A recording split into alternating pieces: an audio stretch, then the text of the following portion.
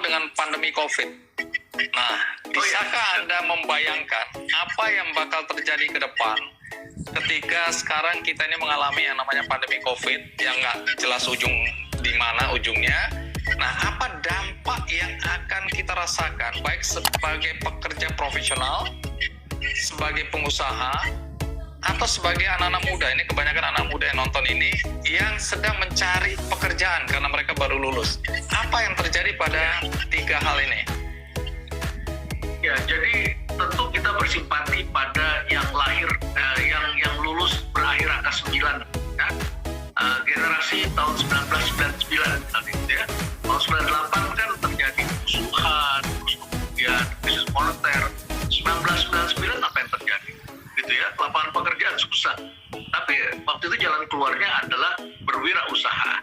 Ya, tahun 99 itu jendela yang sangat sempit sekali bagi kita untuk melatih orang berwirausaha. Tahun 2009, waktu itu krisis moneter, krisis di Amerika Serikat, subprime mortgage crisis 2008, berdampak sampai 2009. Tahun 2019, kalau lulusan 2019 susah cari kerja 2020, gitu ya. Nah, jadi ada perbedaan yang mendasar antara krisis biasa, resesi biasa. Jadi yang tadi Sri Mulyani sebutkan itu, kalau 2 kuartal berturut-turut negatif itu kan artinya resesi, gitu ya. Yeah. Nah, resesi biasa itu biasanya disertai dengan inflasi, demand tertinggi, daya belinya memang hancur. Sekarang ini boleh dikatakan daya beli di bawah itu ditopang dengan bantuan sosial. Orang tuanya sebagian kelas menengah masih punya uang, sehingga anak-anak muda kehilangan pekerjaan masih bisa dibantu oleh orang tuanya, gitu ya. Yang jelas dunia semua sama. Kalau dulu kan ada yang maju, ada yang turun, begitu ya. Ada yang turun, ada yang maju, ya. Nah, sekarang ini agak sedikit berbeda. Nah, dengan COVID, bedanya adalah kalau COVID ini sifatnya ada bisnis yang berhenti sementara, ada bisnis yang barangkali akan berhenti. Nah, apa yang akan terjadi? Kalau sementara kan travel, umroh berhenti, airlines berkurang, ya, hotel sepi, dan lain sebagainya. Itu sementara sifatnya. Nah, tapi sementaranya sampai kapan? Ini kan jadi persoalan, ya. Itu pertama. Yang kedua yang perlu kita pikirkan ini adalah bahwa dengan terjadinya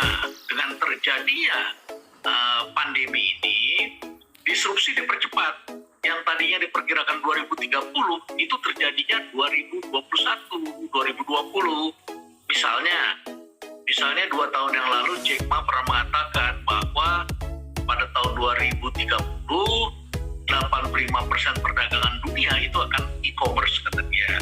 Nah, menurut apa yang saya lihat data pergerakan datanya, ini mungkin akan dipercepat menjadi 2023, 2024. Saya kira 80% itu perdagangan akan masuk e-commerce, ya. Sehingga ini mengancam bisnis-bisnis jadi yang jauh lebih cepat, ya. Jauh lebih cepat, ya. Menggeser perusahaan yang bisnisnya atau pemiliknya atau manajernya itu sudah terlalu tua untuk belajar lagi atau menyesuaikan diri dengan hal-hal baru, ya. Jadi kalau kita lihat keadaannya seperti itu, dia akan susah mengejar, kecuali dia remajakan, ya. Jadi ada hal yang mendasar, terus kemudian terjadi shifting yang saya ingatkan 2 tahun yang lalu, itu dipercepat. Kalau dulu namanya great shifting, begitu ya. Kalau sekarang ini namanya natural shifting, begitu, ya. Sangat alami sekali, dari enterprise pindah ke perumahan. Tadinya punya toko-toko di mall, di perkantoran, sekarang di perumahan. Misalnya. Tadinya di dalam mall, sekarang di luar mall, harus dijual makanan di luar mall. Kita lihat yang jual pizza, yang jual apa itu makanan itu, datengin ke lampu merah, itu dijual di luar semuanya. Tadinya di dalam gedung rapatnya, sekarang harus kita di luar, lebih aman, gitu ya. Jadi terdapat perubahan yang sangat besar dan prioritas masyarakat bergeser ke sektor yang ada hubungannya dengan higienitas, ya, hygiene, dan yang kedua adalah berhubungan dengan kesehatan. Itu saling berhubungan, gitu. Itu menjadi prioritas masyarakat. Jadi kalau kita mau bekerja saat ini, kalau kita masih punya pekerjaan, itu harus sangat disyukuri. Kalaupun diberikan 50%, ingat waktu yang kita berikan pun sekarang kita bisa punya banyak waktu bersama keluarga karena ada dunia digital, karena ini sangat ideal sekali sebetulnya suatu pekerja. Ya, tetapi kita pun harus segera membuat benteng diri terhadap diri kita. Jangan hanya cari uang saja, tapi juga harus invest, yaitu invest terhadap keterampilan yang berlaku di masa depan. Gelar-gelar kita akan obsolete, pendidikan yang kita peroleh, ilmu-ilmu kita akan obsolete.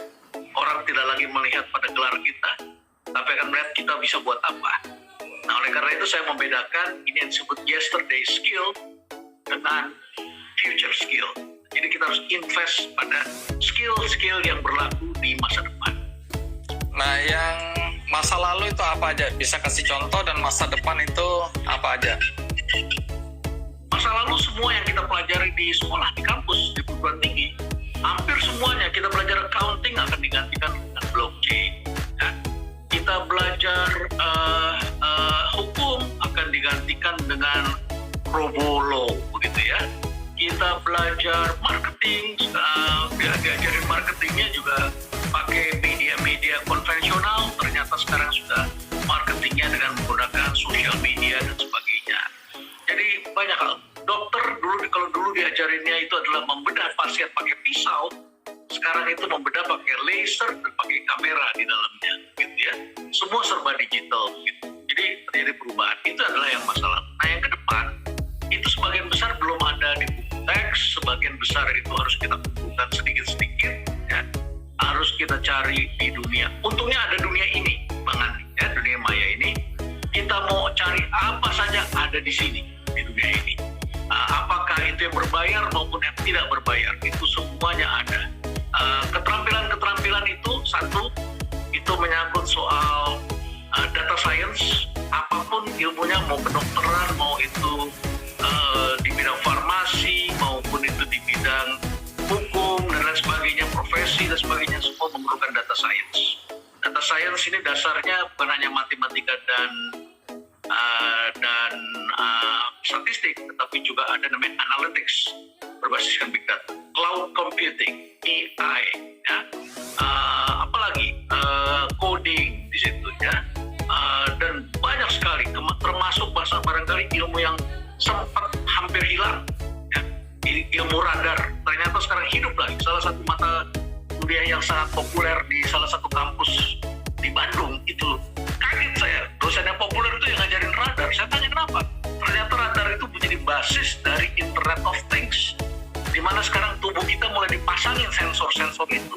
Ini benda yang jam tangan yang kita pakai kan ada Internet of Things yang mengukur denyut nadi kita, jumlah air yang kita minum, tidur kita cukup atau tidak, semuanya. Begitu kesehatan kita semua dicatat di sini, ada datanya begitu.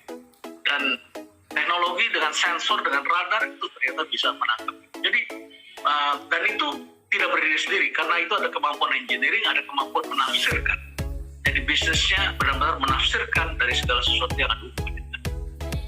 Saya kira tentu tidak 100% akan pindah semua ke sana, karena manusia juga jenuh juga kalau monoton hidupnya. Pasti manusia juga mencari, hanya saja tidak seramai dahulu, tidak seheboh dahulu, begitu ya.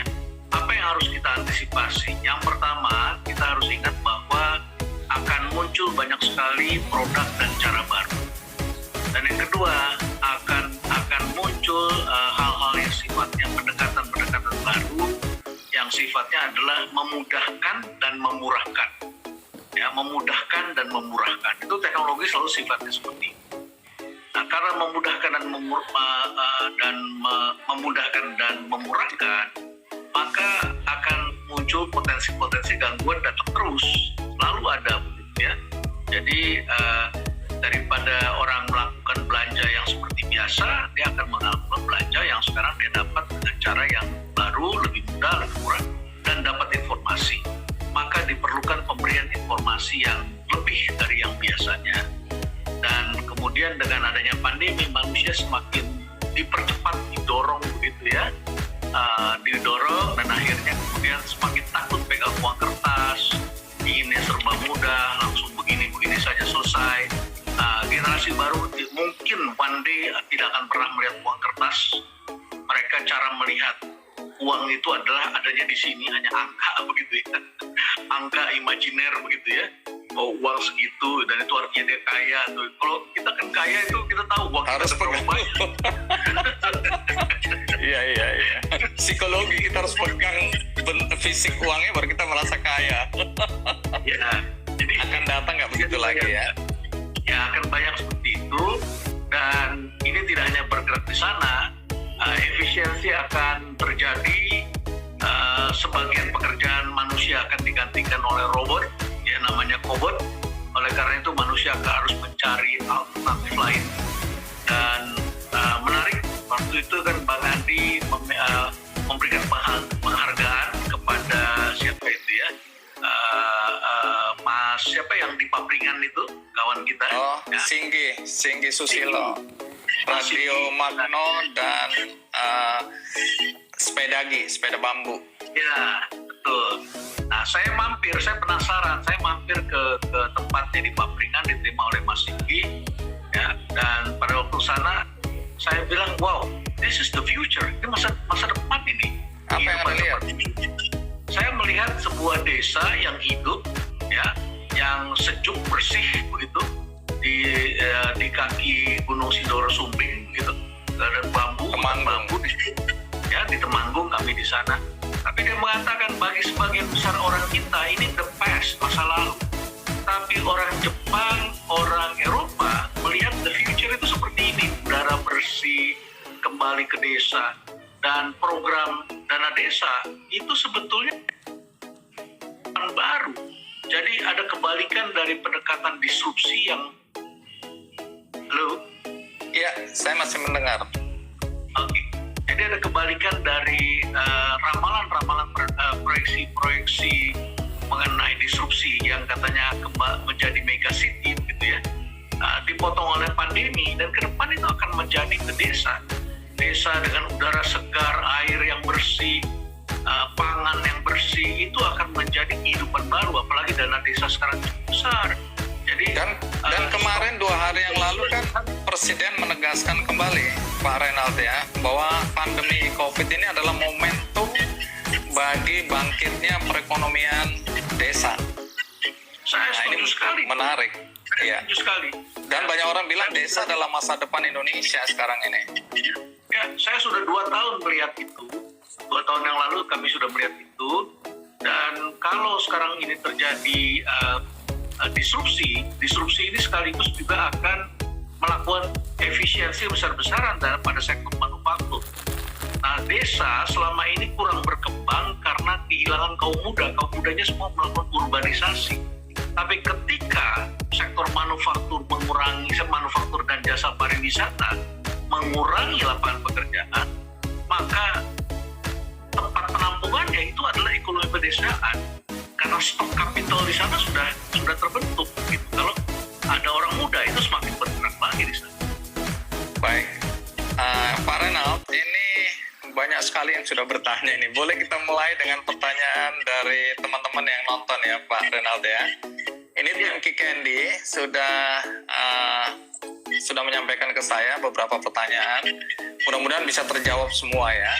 Ini dari Aswar Abdullah. 1. Siapa yang paling bisa survive dan adaptif setelah COVID-19 berakhir? Saya nggak tahu COVID ini akan berakhir atau tidak. Tapi intinya dalam konteks COVID ini siapa yang bisa survive dan adaptif? Ya, sebetulnya pertanyaan itu jawabannya. Yang bisa survive itu adalah yang beradaptasi. Hanya itu. Jadi itu jawaban sekaligus. Kalau kita tidak bisa beradaptasi, ya siapapun tidak bisa bertahan. Baik, jadi dengan cara masing-masing di bidang bisnis mereka masing-masing atau kegiatan kehidupan mereka masing-masing. Ini ada 2 pertanyaan yang hampir sama yang saya akan gabung dari Crescent SHTG. Ya, sebagai karyawan swasta, apa yang harus dipersiapkan dalam menghadapi dan mengatasi hari-hari depan setelah pandemi? Apakah harus mulai alih profesi ke entrepreneur? Bagaimana saran dari Bapak? Dan ini sekaligus hampir sama dari Fahmi Nurul. Setelah disrupsi Dan pandemi ini kemungkinan kita akan merasa kesulitan dalam segala hal. Lalu untuk menghadapinya, apa yang perlu kita persiapkan? Dua-dua ingin tahu apa persiapan yang harus dilakukan mulai dari sekarang untuk menghadapi situasi dan kondisi ke depan. Pak Renald. Ya, jadi begini. Semula kita semua menduga bahwa pandemi ini akan berjalan 2 minggu. Kita PSBB 2 minggu, kemudian diperpanjang 2 bulan, tapi sekarang sudah 6 bulan, 7 bulan, begitu dan seterusnya. Sementara sebentar lagi kita sudah mendengar informasi yang menyejukkan akan keluar vaksin. Tapi kalau saya lihat seperti ini, kemungkinan besar kita akan nyaman dengan bekerja seperti ini. Dulu tidak nyaman, bekerja tidak keluar, tidak pergi. Sekarang enak, kita Bang Andi nggak perlu ke kantor, habis ini langsung hanya berapa langkah sudah masuk ke tempat tidur, kan begitu kan. Atasnya kan kelihatannya rapi gini ya, tapi kalau saya berdiri celana pendek gini. Coba kita lihat celana pendek. Nah, pakai celana pendek gini. Ya udah ngaku dosa aja, ngaku dosa.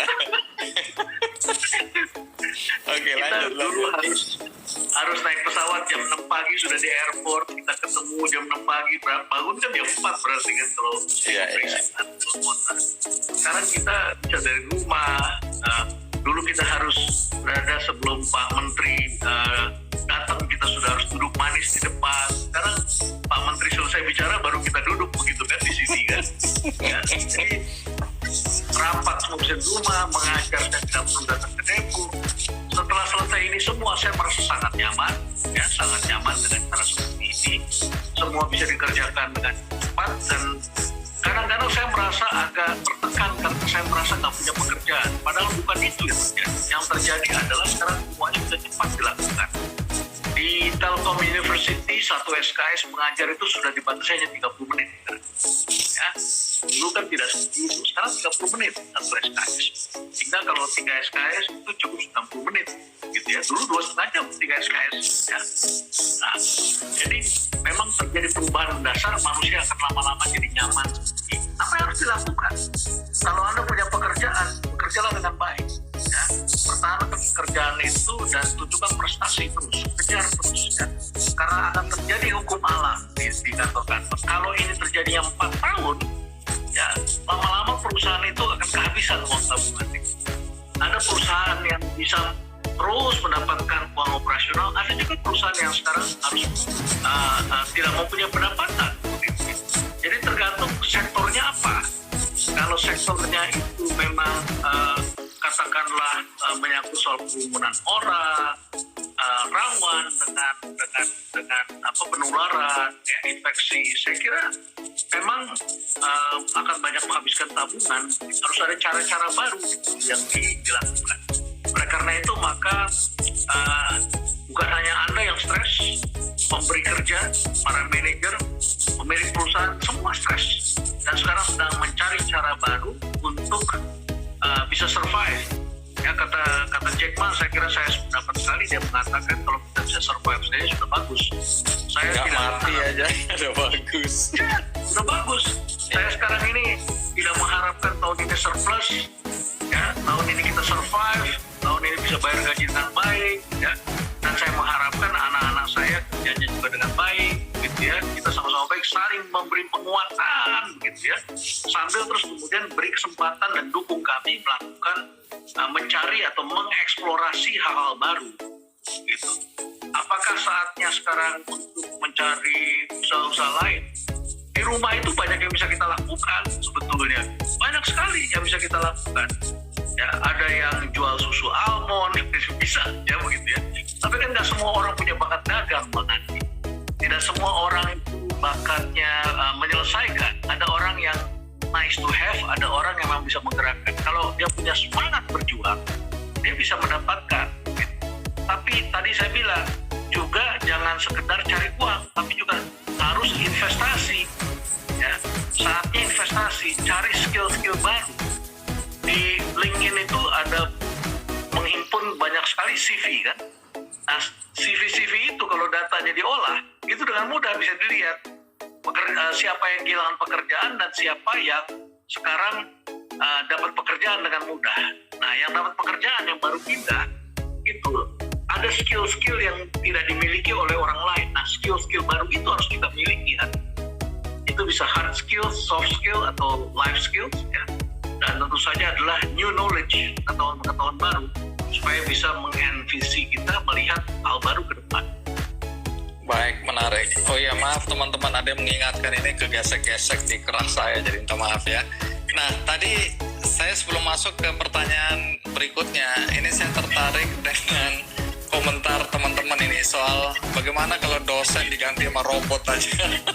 Terus kemudian pengurusan KTP diganti robot aja supaya nggak ada ya hengki-pengki dan macam-macam gitu ya. Nah, tapi kan tadi Anda mengatakan bahwa hubungan interpersonal manusia itu nanti akan lebih pada mesin, pada robot. Ini kan mengingatkan kita pada film di mana kita diokupasi oleh robot ciptaan kita sendiri, sehingga perang antara manusia dan robot. Tetapi Jack Ma kan selalu bilang bahwa manusia akan menang melawan robot karena kita punya hati ya. Itu yang tidak dimiliki oleh robot. Tapi soal ketakutan tadi dan soal usulan walaupun kelihatan konyol atau mungkin nggak konyol menurut saya aja, KTP nanti diurus oleh robot, kemudian murid-murid diajar oleh robot. Bagaimana Anda melihat ini? Saya kira bukan hanya KTP dan itu, pekerjaan-pekerjaan yang menyangkut koordinasi itu pun juga akan digantikan oleh yang namanya Internet of Things. Kemarin ada ancaman banjir di Jakarta, Katulampa sudah mulai naik. Itu Pak Wali Kota Bogor kemudian menyebarkan video begitu ya, dengan cepat beredar lewat WA Group, menyebar, kemudian Gubernur Jakarta merespons dan sebagainya. Mungkin petugas di penjaga pintu air juga menjaga dan kemudian mengambil langkah-langkah. Tapi kalau nanti digantikan oleh perusahaan-perusahaan seperti Clue, yang dulu ada Jakarta Clue kan itu kan ya, kalau itu bekerja dan kemudian pakai Internet of Things, semuanya otomatis. Kita belum masuk ke era 5G di Indonesia. Kalau 5G terjadi, itu speednya itu luar biasa. Ya. Mungkin 2 tahun, 3 tahun lagi kita akan menerapkan 5G di Indonesia. Itu akan semuanya bekerja otomatis, automation. Gitu. Katulampa naik, dia sudah memberi perintah sendiri pada pintu-pintu air mana yang dibuka, yang ditutup. Tidak diperlukan lagi orang di sana. Dan orang bisa tidur malam hari dengan nyaman, gitu ya. Robot bekerja sendiri begitu.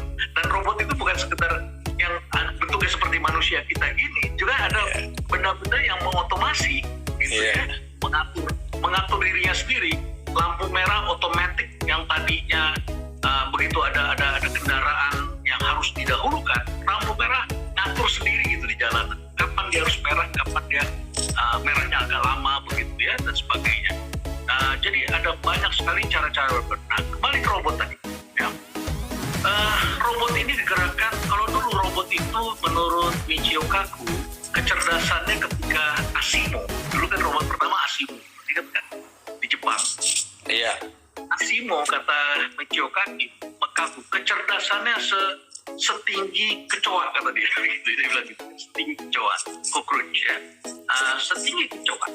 Tapi bayangkan, karena ini namanya AI, dimasukin AI, machine learning namanya dia akan belajar, makin lama makin lebih pandai.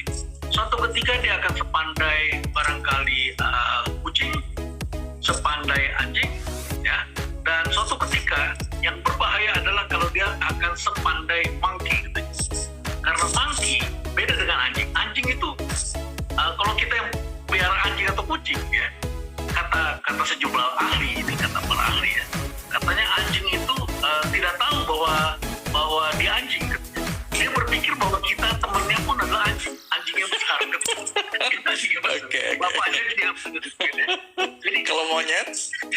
Nah, kalau monyet itu punya self awareness, kesadaran diri. Dia tahu bahwa dia monyet begitu ya. Dia adalah makhluk sendiri gitu ya. Yang beda dengan kita, dia punya self awareness. Nah, dia bilang ketika nanti robot itu learning terus-menerus, dia makin pandai, dia mengakumulasi data dan akhirnya learning, tidak tertutup kemungkinan robot itu akan punya perasaan, dia bilang ya. Tidak tertutup kemungkinan dia mempunyai self awareness. Oleh karena itu robot harus ada dibuat satu mekanisme cara mematikannya yang dia tidak bisa melakukan sendiri untuk menghidupkan lagi. Karena kelak ke depan, dan sudah terjadi ini ya, robot itu bisa beranak, bisa bisa membuat robot. Ya, robot bisa membuat robot. Artinya dia bisa memperbanyak diri, begitu ya.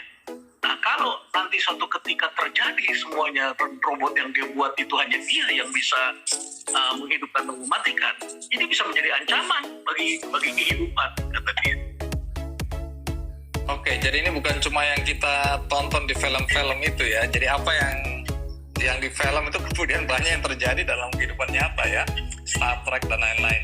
Nah, tadi juga saya tertarik dengan beberapa pertanyaan yang hampir sama mengenai bidang apa ya ke depan yang punya peluang besar ya untuk berkembang. Karena ini tadi dikaitkan dengan konteks bagaimana dengan anak-anak kita yang masih kecil-kecil yang sekolah di SD ya. Kemudian mahasiswa-mahasiswa sekarang ini jurusan apa yang sebaiknya dipilih. Kemudian pekerjaan-pekerjaan apa yang di masa depan ini yang dibutuhkan atau yang akan berkembang. Kalau kita lihat pandemi COVID kan semua mengatakan ada beberapa sektor yang terus berkembang atau bertahan. Komunikasi, farmasi, pertanian, dan lain-lain. Nah, kalau ke depan Anda melihatnya bagaimana nih? Ini peluang kita yang nonton di sini untuk mengembangkan diri ke arah mana ini? Ya, tentu selama manusia hidup, manusia membutuhkan namanya pangan. Pangan tetap dibutuhkan. Saya lihat data tahun 1800 penduduk di muka bumi ini di bawah 1 miliar. Tapi mulai 1900 itu naik terus dan sekarang sudah mencapai 7,7 miliar. Artinya terjadi perebutan pangan yang luar biasa. Jadi sektor pangan, bagaimana kita bisa memperbaiki pangan ini menjadi satu tantangan. Tentu berbeda dengan cara-cara sebelumnya. Saya ketemu anak-anak muda yang sudah bisa membuat pertanian dengan daerah kering, tandus, tapi bisa pakai selang tetes. Ya, jadi dengan teknologi dari Timur Tengah itu bisa dibikin airnya netes, gitu ya, dan ada pompanya dan biayanya tidak terlalu mahal, bisa dilakukan. Kemudian bisa dilakukan verticulture dan lain sebagainya. A lot of things ya. Kemudian bioteknologi, food science itu saya kira tetap akan sangat diminati dan sangat penting bagi kehidupan. Kemudian hal yang berkaitan dengan ekosistem, ya, karena pandemi ini menyadarkan manusia bahwa ada ekosistem yang terputus yang mengakibatkan makhluk halus itu akhirnya menyerang manusia. Rumahnya dirusak dan akhirnya menyerang manusia. Oleh karena itu ekosistem ini menjadi sangat penting sekali. Nah, hal-hal bisa dijelaskan lebih sederhana ini yang dimaksud Pak Renal ini? Jadi begini, Bung Andi, di New Zealand, kebetulan pada waktu itu anak-anak kami sekolah di New Zealand. Pada waktu sekolah di New Zealand mereka bercerita bahwa kaum aborigin di sana itu menentang datangnya ahli DNI di sana untuk membantu memberantas tikus. Ya. Jadi nanti mereka bikin DNA-nya itu berubah, genetiknya itu jantan semua. Lama-lama kan udah, ya. Tikus itu habis. Pada waktu itu New Zealand sedang diserang oleh hama musim panas panjang, tikus banyak begitu. Tetapi kaum aborigin, petani-petani tua di sana tidak menginginkan. Mereka menolak. Karena mereka melihat itu adalah ada mata rantai yang akan terputus. Karena tikus itu adalah makanan ular. Jadi kalau tikus itu dibunuh, maka nanti ular itu akan menyerang manusia, akan menyerang tanaman mereka karena mereka tidak dapat makan. Jadi mereka membiarkan itu satu siklus itu berjalan karena itu bagian dari satu alam yang suatu ketika nanti akan kembali lagi. Jadi mereka menggunakan cara konvensional untuk membunuh tikus. Ya. Nah, ini mata rantai. Yang namanya ekosistem itu kan siklus makanan. Mata rantai itu. Begitu salah satu terputus, maka akan menyerang manusia, gitu ya. Kita lihat misalnya setiap kali terjadi pembangunan megacity atau kota baru dibangun, terjadi wabah malaria, demam berdarah, dan sebagainya. Karena rawa-rawa tempat hidupnya jentik nyamuk seperti itu diambil oleh manusia dan mereka mencari tempat yang lain. Ya. Jadi ekosistem ini kembali saya kira akan menjadi perhatian yang sangat sekali. Terkait dengan automation, coding, dan lain sebagainya, saya kira dalam 5-10 tahun ini akan cloud computing, AI itu akan menjadi bidang perhatian yang sangat mendasar dan berlaku di semua profesi, semua hal-hal yang baru, dan akan muncul banyak profesi baru. Baik, menarik ya. Jadi itu sudah terjawab juga teman-teman yang nonton acara ini, bidang-bidang atau pekerjaan-pekerjaan atau keahlian-keahlian yang dibutuhkan di masa depan. Jadi kalau Anda masih punya anak masih kecil, sudah diarahkan aja ke sana. Kalau Anda sekarang sedang menekuni ilmu yang mungkin dianggap nanti masa lalu, nah silakan mulai berpikir menambah ilmu ya. Jangan juga berarti berhenti kemudian memulai, atau bisa juga karena Prof Renaldi ini dengan change-nya itu membuat saya banyak mengingatkan teman-teman termasuk saya sendiri bahwa kita mundur satu langkah. Kalau kita menuju arah yang salah, kita mundur satu langkah. Ini change waktu itu ya, saya baca bukunya Pak Renald, dan saya adalah orang yang akhirnya mempraktekkan itu. Mundur satu langkah untuk kemudian kita menuju ke arah yang benar tadi. Jadi jangan ragu-ragu juga mundur 1-2 langkah, tapi kemudian kita maju menuju arah yang benar. Karena banyak orang yang karena udah terlanjur melangkah, dia akan melangkah terus dan semakin hari semakin tersesat. Begitu kira-kira. Nah, Prof Renald Kasali, ini waktu kita tinggal beberapa menit, tapi saya akan melanjutkan pertanyaan teman-teman yang belum terjawab tadi ya. Ini spesifik boleh nggak apa-apa ya, karena udah terlanjur bertanya. Sebentar, tadi saya lihat, dari Rizal Azad 10, menurut pandangan Bapak terkait PSBB yang diberlakukan kembali di Jakarta, apakah relevan atau tidak? Menurut Bapak sebaiknya harus bagaimana? Mohon maaf, konteksnya masih Jakarta ini. Bisa dijawab, Pak Renald? Gini, menurut hemat saya saat ini sebetulnya kita harus hidup lebih balance, lebih seimbang. Ya, sebetulnya sudah PSBB itu disertai dengan aturan, dan aturan itu harus dijalankan. Yang jadi masalah adalah tidak semua pemimpin itu punya kepemimpinan, tidak semua kepala dinas punya kepemimpinan, sehingga berakibat ada yang melakukan enforcement, ada yang tidak.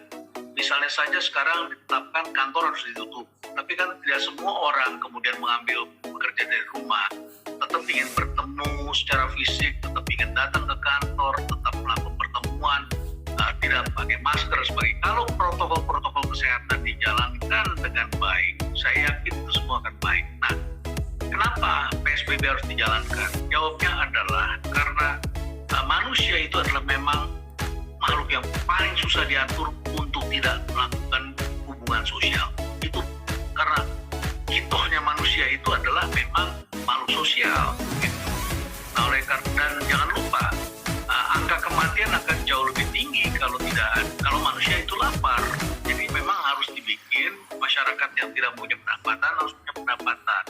Itu yang memang harus kita jaga. Hanya saja prinsip-prinsip yang social distance gitu ya, itu memang harus dijalankan. Kalau itu jalan, saya kira, dan orang pakai masker, orang disiplin ya, dan kemudian kalau Anda punya taksi online, begitu tamu turun, Anda lap semuanya, bersihkan, sterilisasi dengan semprot sebentar, begitu dibersihkan, buka dulu jendelanya, setelah itu baru penumpang lain boleh masuk. Itu saya kira kita akan bisa lebih baik. Tapi kalau kita melakukan PSBB tapi pemeriksaan tidak ada enforcement gitu ya, dan orang kemudian curi-curi melakukan kegiatan sendiri, saya kira hasilnya tidak efektif. Harus ada upaya yang sangat tegas di sini. Baik, ini 3 pertanyaan saya rangkum jadi satu sekaligus closing statement ya, Pak Renald ya. Ini dari Agus Suhara 7. Menurut Bapak, kapan kira-kira dampak pandemi ini akan berakhir atau pandemi ini akan berakhir? Kemudian ada ISRC Daniel, Indonesia sudah resmi masuk resesi. Apakah dengan disrupsi mampu membuat ekonomi Indonesia melejit kembali? Satu lagi dari AA Niin, ya. Ini bagaimana dampak ekonomi Indonesia jika pandemi COVID ini terus berlanjut? Dan ini pertanyaan terakhir. Di tengah sikap pesimistis sebagian masyarakat akibat pandemi, adakah yang membuat kita bisa optimistis melihat masa depan? Gitu. Oke, tolong diingatkan lagi karena banyak sekali. Yang pertama, terakhir saya kasih perkiraan saya, proyeksi saya. Menurut saya tidak masalah kita berbeda pendapat, tapi saya menduga 4 sampai 5 tahun. 4 sampai 5 tahun. Ya. Apa dampaknya bagi ekonomi kita kalau itu berkelanjutan selama itu? Dampaknya adalah cash flow. Jadi kita harus benar-benar menjaga cash flow kita. Pekerjaan kita, sebagian orang pasti kehilangan pekerjaan, dan sebagian orang ini harus mencari, beradaptasi lagi, cari pekerjaan-pekerjaan sektor informal dan lain sebagainya harus diisi. Yang saya sebut hilang itu adalah bukannya worknya, tapi jobnya. Job itu kan tempat kita bekerja, tapi kalau worknya itu tetap ada, tapi bentuknya adalah mungkin di sektor informal dan sebagainya. Jobnya sektor formal itu akan banyak sekali yang akan terganggu, dan kita harus siap rela masuk ke sektor informal, usaha sendiri, cari lagi sesuatu ini sekali. Itu yang pertama. Saya ingat yang pertama sama yang terakhir aja. Kalau yang terakhir saya ingat apa yang masih bisa optimistis. Iya. Optimis ya, manusia itu adalah makhluk pembelajar. Ya, makhluk pembelajar yang cepat.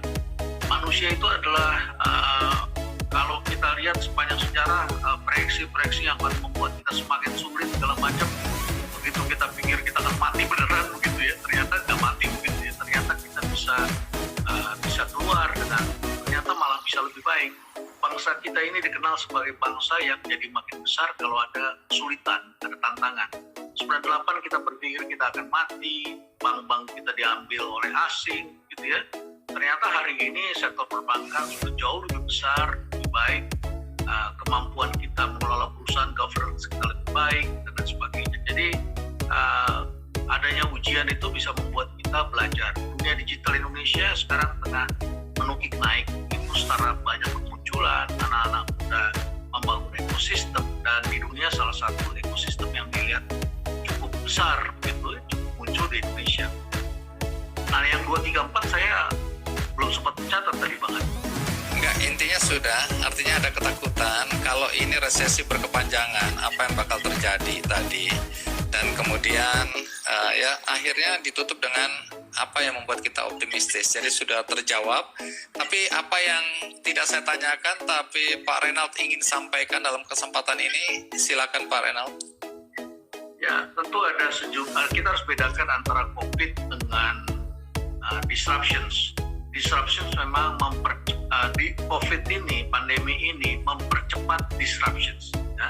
Jadi kalau saudara-saudara sempat membaca ataupun sempat membaca, saya sarankan untuk mencari tahu mengenai disruptions, mencari tahu tentang MO, mengorkestrasi itu bagaimana. Ya. Tidak lagi kita berbisnis dengan menggunakan CAPEX, tapi sekarang kita harus menggunakan OPEX, operational expenditure, ya. Karena semuanya itu sekarang menjadi sangat cair dan ada semua.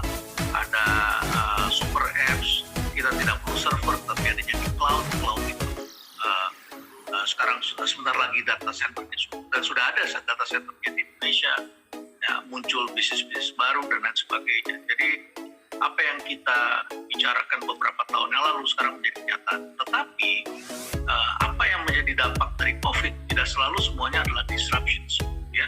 Jadi misalnya sejumlah bisnis turun bahkan mati, tapi matinya mati sesaat. Misalnya pariwisata, itu manusia pasti tidak akan hilang pariwisata. Dia hanya sebentar saja. Ya, kalau selama COVID terjadi ya memang turun.